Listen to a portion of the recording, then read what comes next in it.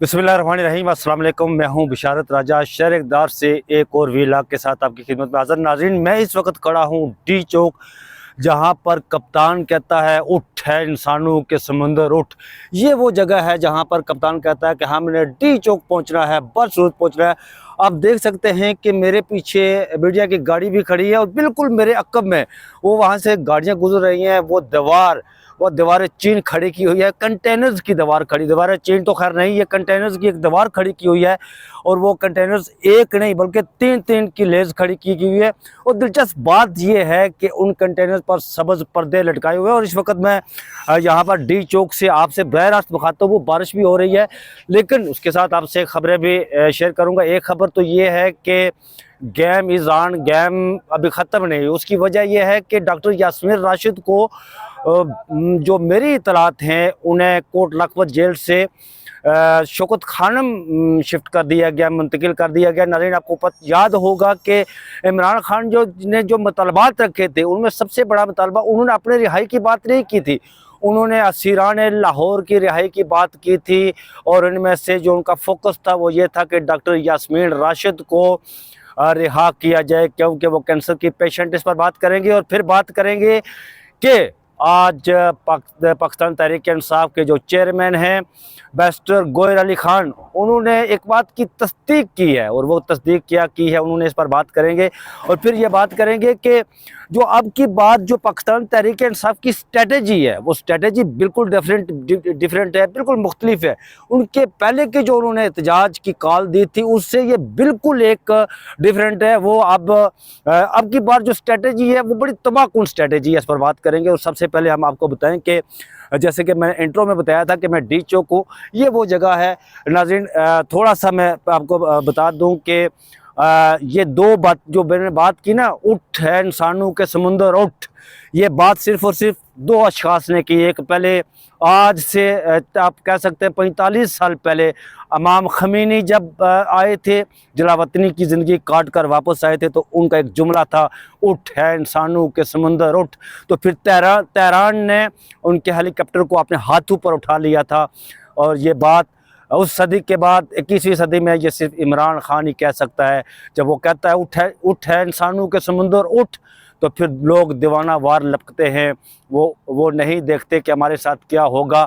वो घरों से निकल पड़ते हैं, क्योंकि वो कहते हैं कि हमारे कप्तान इमरान खान साहब ने हमें कॉल की है, हम पीछे नहीं हटेंगे। नाज़रीन, मैं एक और बात यहाँ पर आपको बता दूं कि मैं अक्सर इमरान खान क्या कर पुकारता हूँ, तो लोग जो मेरे व्यूज़ हैं वो इतराज़ करते हैं कि जी इमरान खान, आप खान क्यों कहते हो, आप खान साहब। मैंने उसके बाद आप इमरान खान को इमरान खान साहब कहना शुरू कर दिया है। और नाज़रीन, ये वो जगह है, 2014 में भी इमरान खान साहब ने यहाँ से एंट्री दी थी जब उन्होंने धरना दिया था। और फिर जब उन्होंने धरना दिया था तो उन्होंने जुडिशल कमीशन बनवाया था वो 4 हलकों पर। और जब भी इमरान खान साहब कोई बात करते हैं तो फिर वो पीछे नहीं हटते, वो अपने मतलबात हुकूमत वक्त, मैं हुकूमत वक्त को हमेशा इन्वर्टेड कामों में रखता हूँ, क्योंकि ये हुकूमत वक्त ये तो एक चाबी वाले खिलौने हैं, कठपुतली आप इन्हें कह सकते हैं। कि वो अगर आप किसी चाबी वाले खिलौने से मुराद ये है कि किसी बच्चे को आप वो खिलौना देना, वो टॉयज़, उसमें वो सेल्स पड़ते हैं, बैटरी पड़ती है, अगर वो सेल्स बैटरी ना हो तो फिर उसको चाबी दी जाती है और उसका कंट्रोल उस बच्चे के हाथ में होता है। तो फिर वो जिधर बच्चा का दिल करता है उसको उनको मोड़ता है, उसके खिलौने को। अच्छा, बच्चे के पास दिमाग तो नहीं होता ना, इतना वो बच्चा ही होता है। फिर वो नहीं देखता कि आगे उस खिलौने के सामने कोई दीवार आएगी, उसमें टक्कर मारेगी, उसके खिलौना टक्कर मारेगा या कोई और चीज़। तो इसी तरह ये जो हुकूमत है इस वक्त, ये चाबी वाले खिलौने हैं, असल चाबी किसी और के पास है। और वो अना का बुत उनके सामने खड़ा है, और जिस तरफ वो इन्हें मोड़ते हैं ये उसी तरफ चले जाते हैं। वो नहीं देखते कि सामने क्या है, दीवार है, खाई है, समुंदर है, गड़ा है, क्या है। ये भी बिला खौफ तरदीद शहबाज शरीफ का लफ्ज़ इस्तेमाल करता हूँ मैं, उस तरफ चले जाते हैं। तो नाज़रीन, मैं आता हूँ कि अपनी दूसरी खबर की तरफ। जो मैंने बताया था कि बैरिस्टर गोहर ने एक बात की तस्दीक की है, वो तस्दीक ये की है कि उन्होंने कहा कि जो वज़ीर दाखिला मोहसिन नकवी साहब है, उनसे उन्होंने राब्तों की तस्दीक की है कि उनसे हमारे राब्ते हो रहे हैं, राब्ते हुए हैं। और जो मुज़ाकरात की बात है वो उन्होंने इस पर शहजाद इकबाल के प्रोग्राम में जो जियो के एंकर पर्सन है, उनके प्रोग्राम में उन्होंने कहा कि हमारी मोहसिन नकवी से एक दफ़ा बात हुई है और राब्ते मज़ीद होंगे, लेकिन उन्होंने साथ ये भी कहा कि ये जो कॉल ऑफ करने का मामला है, एहतजाज को मुखर करने का मामला है, ये मेरे अख्तियार में नहीं है।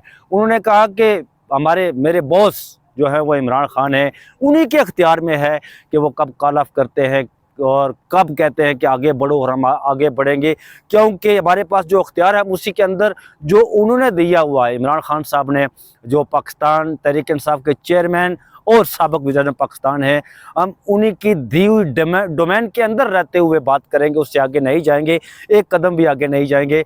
तो उन्होंने उन राब्तों की तस्दीक की है। अच्छा, मैं अब आता हूँ अपनी तीसरी खबर की तरफ। वो क्या है कि पाकिस्तान तहरीक इंसाफ की स्ट्रेटजी अब क्या है। अब की बार जो पाकिस्तान तहरीक इंसाफ ने स्ट्रेटजी अपनाई है, आप देखें, सुबह जिस वक्त जो मैं वीलॉग कर रहा हूँ, अब से चंद घंटे के बाद 24 नवंबर शुरू हो रही है और 24 नवंबर को कहा गया था कि इस्लामाबाद में पाकिस्तान तहरीक इंसाफ ने पहुंचना है, लेकिन अभी काफिले, कोई दूर दराज बलोचिस्तान से कोई काफिला चला था, लेकिन बाकी काफिले अभी तक खैबर पख्तूनख्वा से या पंजाब से कहीं से भी काफिले रवाना नहीं हुए। अब की बार पाकिस्तान की तहरीक इंसाफ की जो स्ट्रेटजी है वो बड़ी सुस्त रफ्तारी से, उसके पीछे भी एक, वो क्यों सुस्त रफ्तारी से चल रहे हैं, वो क्यों आस्था चल रहे हैं, इसके पीछे मैं असल में आपको कहानी बताता हूँ। इसके पीछे इसके बैकग्राउंड में क्या है, पसे पर्दे क्या चीज़ें चल रही है। मैं नाज़रीन गुज़श्ता वीलॉग में भी, बल्कि मैं पिछले 2, 3, 4 वीलॉग में मतवातर ये कह रहा हूँ, लगातार ये कह रहा हूँ, और बहुत सारे मेरे जो सुनने वाले हैं, जो मुझे मेरे जो मोहब्बत देते हैं मुझे, वो कहते हैं कि जी ये आप जो है डीमोरलाइज कर रहे हैं। ऐसी बात नहीं है, मैं डीमोरलाइज की बात नहीं करता। वो स्ट्रेटजी ये होती है कि मुज़ाकरात पसे पर्दा चल रहे होते हैं। अब देखें, डॉक्टर यास्मीन राशिद को जो मेरी इतलात है, उन्हें शौकत खाना शिफ्ट कर दिया गया, मुंतकिल कर दिया गया कोट लखपत जेल से। अब क्यों मुंतकिल किया गया? वो इसलिए मुंतकिल किया गया कि इमरान खान साहब ने जब एहतजाजी तहरीक का ऐलान किया 24 नवंबर का, तो नाज़रीन आपको याद होगा, आपने उनका जो एजेंडा दिया था उसमें 4-5 चीज़ें थी, जिनमें एक सियासी असीरान की रिहाई थी, जिसमें उन्होंने कहा था कि वो सियासी असीरान जो 9 मई के हवाले से, और बिलखसूस उन्होंने कहा था कि डॉक्टर यास्मीन राशिद को, चूँकि वो पेशेंट भी हैं कैंसर की, उन्हें रिहा किया जाए, उमर सरफराज चीमा को रिहा किया जाए, महमूद रशीद को रिहा किया जाए, एजाज चौधरी को, दिगर को सबको रिहा किया जाए। और अब डॉक्टर यास्मीन राशिद को कोट लखपत जेल से शौकत खाना में मुंतकिल करना, ये सिंबॉलिक, दिस इज सिंबॉलिक के बैकग्राउंड में बहुत सारी चीज़ें चल रही है।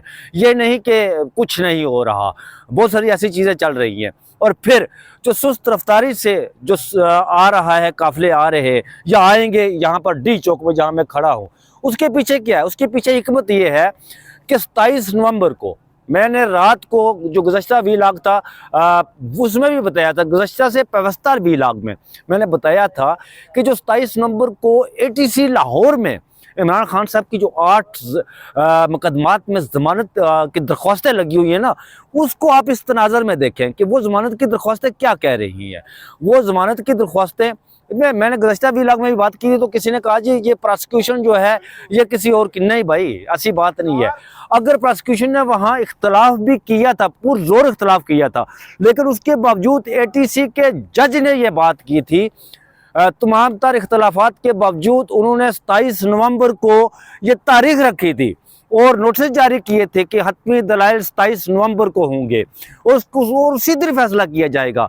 मैं यही बात बार बार कह रहा हूं कि जो सियासतदान होता है वो मुज़ाकरात के दरवाजे कभी बंद नहीं करता, वो हमेशा मुज़ाकरात के दरवाजे खोल के रखता है और नामुमकिनात में से मुमकिनात का रास्ता निकलता है। ये मैं बार बार कह रहा हूँ। और अब भी जो पसे पर्दा चीज़ें चल रही हैं ना, ये पाकिस्तान तहरीक इंसाफ का जो सुस्त रफ्तारी से जो काफिले पहुँचेंगे, कई रहनुमा पाकिस्तान तहरीक इंसाफ के टॉप के रहनुमा इस बात की तस्दीक कर चुके हैं।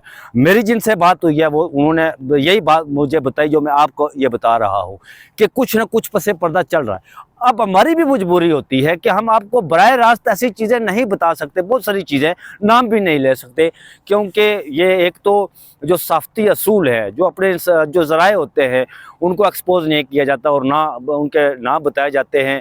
इस वजह से मैं हमेशा थोड़ा सा वो तहज़ीब के दायरे में रहते हुए और सख्ती असूलों की पासदारी करते हुए मैं हमेशा ख़बर आपसे शेयर करता हूँ।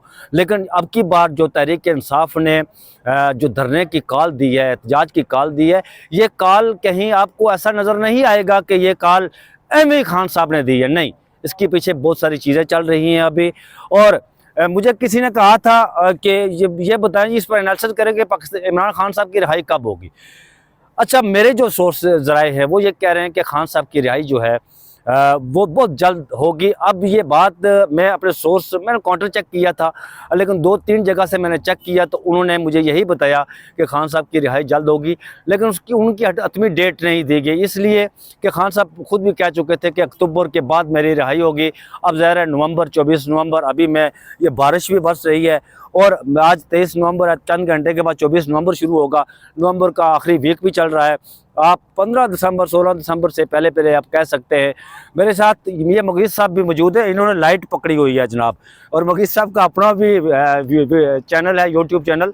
मगीज़ साहब के चैनल को आप मगीज़ अली नाम लिखते हैं ना, उनके चैनल को आप सब्सक्राइब भी कीजिएगा, इस नाम से वो लिखते हैं, सर्च करके। उनके नौजवान हैं, यंग हैं, और वो अंदर की खबरें आप तक पहुँचाते हैं। उसको भी आप चैनल को सब्सक्राइब कीजिएगा। और बारिश भी बरस रही है, मगीज़ साहब कह रहे हैं कि जल्दी विला ख़त्म करें। मैंने कहा यार नहीं, ये हमारी ड्यूटी होती है और हम कार्य सरकार में मुदाखलत नहीं कर रहे, और जो सख्ती ड्यूटी होती है या कोई भी जिम्मेदारी होती है हम उसको पूरा करते हैं। तो नाज़रीन, अब तक की यही खबरें थी, और मैं इंशाल्लाह सुबह में एक वीलॉग करूँगा, क्योंकि मुलाकातें जारी हैं और उसके हवाले से हम आपको बताएंगे कि उन मुलाकातों के अंदर क्या हुआ है, फिर जो दूसरी स्ट्रैटेजी है। अच्छा, पाकिस्तान तहरीक इंसाफ की जो मैंने बात की थी ना, एक तो ये है कि अगर रास्ते में कहीं रोका गया ना उन्हें, जहाँ भी रोका गया उन्हें, वो वही कैंप लगा लेंगे, किसी भी जगह, वो पूरा पाकिस्तान। मैं 2-3 वीलॉग पहले मैंने बताया था कि कप्तान 24 नंबर से पहले ही फातेह ठहरा, फतह का आखिरी क्या का उसने लगाया। तो नाज़रीन है, तो सुनने वाले आप जो मोहब्बत करने वाले ने कहा कैसे, मैंने कहा था यार खान साहब ने कहा था कि मैं जब कॉल दूंगा तो पूरा पाकिस्तान बंद हो जाएगा। तो ये हुकूमत पर इतना खौफ तारी हुआ कि लोग घरों से नहीं निकले, तो पूरा पाकिस्तान उन्होंने ही बंद कर दिया है। तो फिर फतह तो आपके कप्तान साहब की हुई ना, इमरान खान साहब इस मामले में फिर फातेह ठहरे। तो इंशाअल्लाह मैं अगले वीलॉग में आपको बताऊंगा। रात के इस वक्त मुगीज़ साहब टाइम क्या हुआ अभी? 10 बजे। अभी 10 बजे हैं। अभी मुलाकातें थोड़ी देर रात शुरू होंगी, तो फिर इंशाल्लाह आपको इस हवाले से आगाह करेंगे हम कि मुलाकातों में क्या क्या डेवलपमेंट हुई, और फिर नए वीलॉग के साथ आपकी खिदमत में हाजिर होंगे। तब तक मुझे दीजिए इजाज़त, अपना बहुत सारा ख्याल रखिएगा। अल्लाह हाफिज़।